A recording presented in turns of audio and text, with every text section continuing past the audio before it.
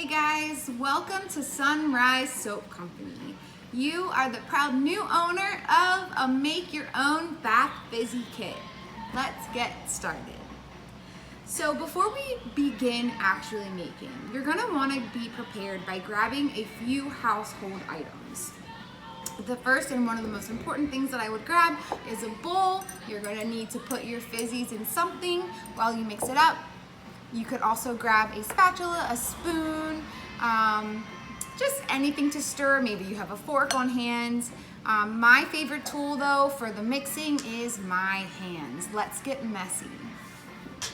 So you're also going to need some sort of mold. Now, we can get very creative. I have here some silicone baking molds right here. Here is some mini cupcake tins.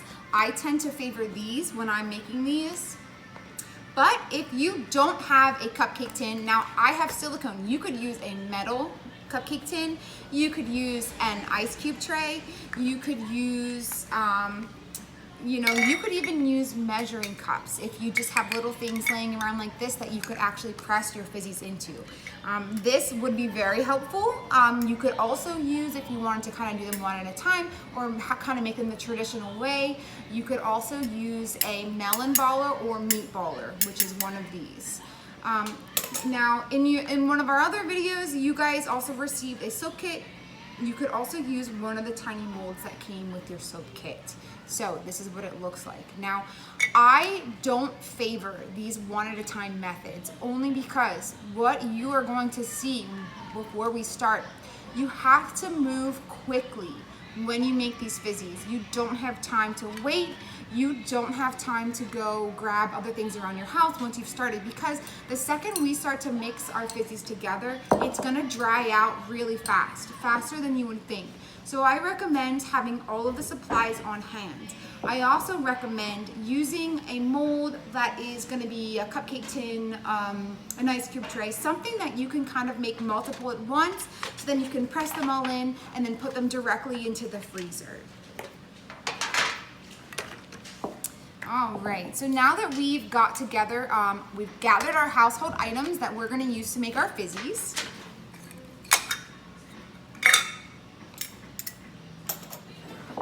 Let's go over what you received in your kit.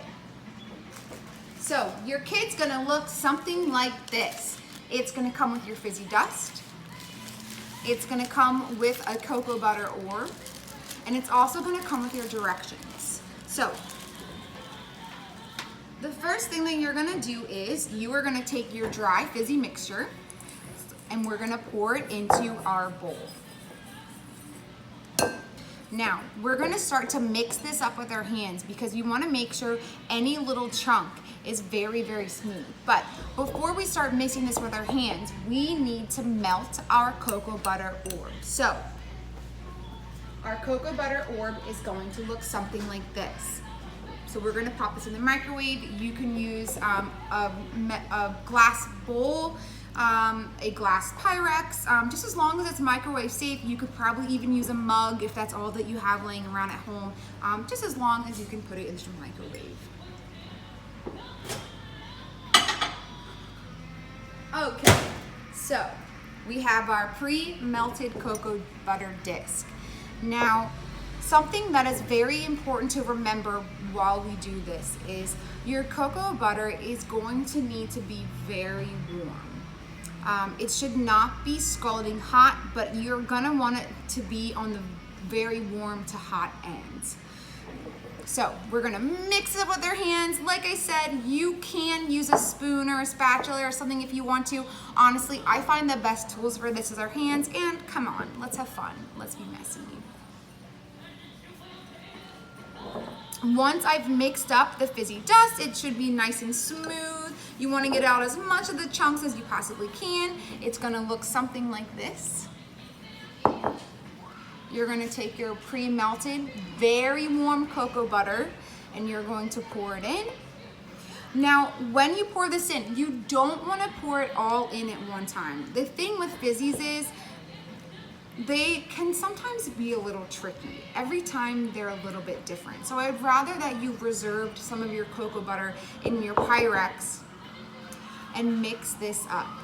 What we're going for is, you want the consistency of your fizzies to kind of feel like wet sand. Maybe you like to bake. It could almost be crumbly, like maybe you're making biscuits. Just as long as it almost feels like slightly dry, but also slightly wet. And what you want to see when you're mixing is, you want to see it like want to stick together like this. If it's sticking together, it's perfect. Now, if you're mixing and your fizzies aren't sticking together, or it seems way too dry and crumbly, that's when we're gonna start pouring cocoa butter in a little at a time. You're gonna continue to add more cocoa butter. Be careful, because if you add all of it at one time and it's too wet, we can't back out of that. So a little bit goes a long way. If you start working with your fizzies and you notice that you're not moving fast enough and your batch starts to dry out, this is why we've also saved some of our cocoa butter, because you can add a tiny bit more cocoa butter to your mix and then you're able to kind of re-wet. But remember, we do have to move quickly. That's why we've pre-prepped all of our household items, just so once it's time to start, we're gonna move.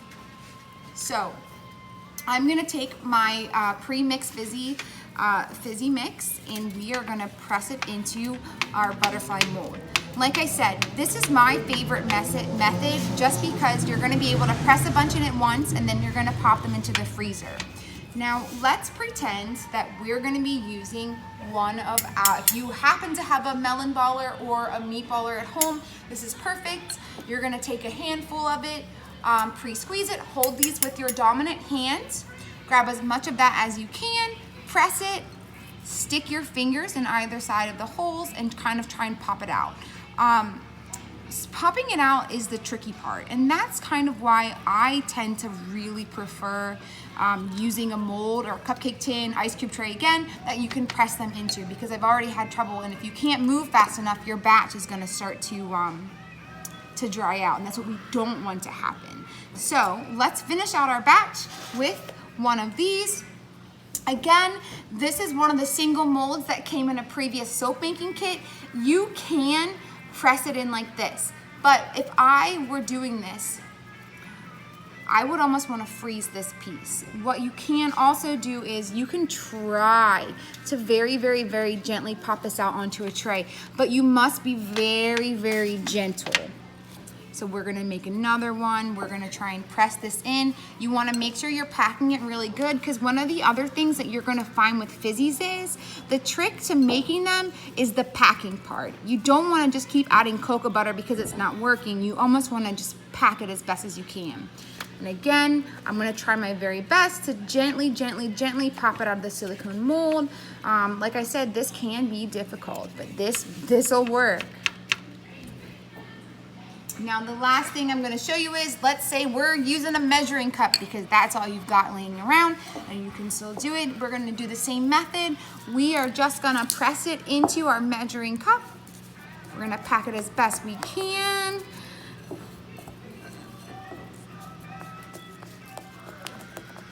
And then we're gonna pop it onto the tray. Now this one's giving me trouble. I like the silicone because you can sort of, you're able to kind of wiggle it out a little better with your fingers. This you have to kind of gently work out. Another method is, if you have quite a few of these laying around, so you can pop them all in. We can do multiple ones and then freeze the entire thing on the tray, and then you can pop it out when it's frozen. The next step, once our fizzies are done, is going to be putting them in the freezer. Now, when you put them in the freezer, you don't want to get them out until they're completely frozen. I would probably say maybe at least 15 to 20 minutes. You'll kind of know when you freeze it that you're able to pop it out. This part's the hardest part, but that is, be patient. If you try and wiggle these out too soon, what's gonna happen is they're gonna crumble into pieces, and once that happens, the fizzies are now going to be fizzy dust, which is still a lot of fun. You can still pour it in the bathtub and it does the same thing. If one happens to crack in half when you pop it out of the freezer, it does the same thing in the bathtub. You still had a lot of fun making it. So again, leave it in the freezer for 20 minutes, maybe longer if you've got the patience, pop them in the freezer, clean up, have a drink, go for a walk, and then you can pop them out of the freezer. So let's pop these into the freezer.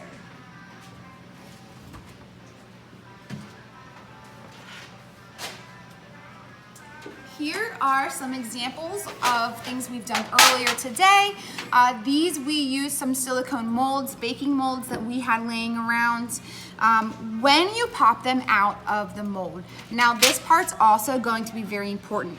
You have to let them dry out for a while, because what will happen is these are now frozen and they feel really solid, but they need to air dry for, I would say, maybe I would wait until the next day. If you have the patience, maybe give them a few hours, because you really want them to be able to air dry the whole way through, just because once they're dry, they're going to be very solid, but they're going to be very delicate before then. So I hope you guys had fun. Enjoy. Remember, fizzy making can be so tricky. The trick is to have patience. But if you find yourself in a pickle and you can't figure it out and you've tried everything, give us a call. We'll talk you through it. Now, moms, anyone, something that is very important to remember is these are made with cocoa butter. While that is amazing for your skin, you will find when you get out of the tubs, some of it's going to be sticking to the sides and possibly the floor. So you must be very careful when exiting the bathtub. I recommend getting out of the tub while the tub is full. Don't sit and wait for it to be dry. Drain to the bottom.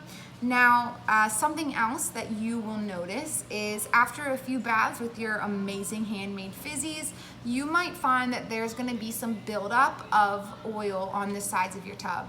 Don't panic. Nothing's going to stain your bathtub, but I recommend using dish soap and a sponge to clean it out, because Dawn or some other dish soap is going to cut the oil faster than anything else. So save yourself some scrubbing, and we're going to wipe it right out at the end. So we hope you had fun.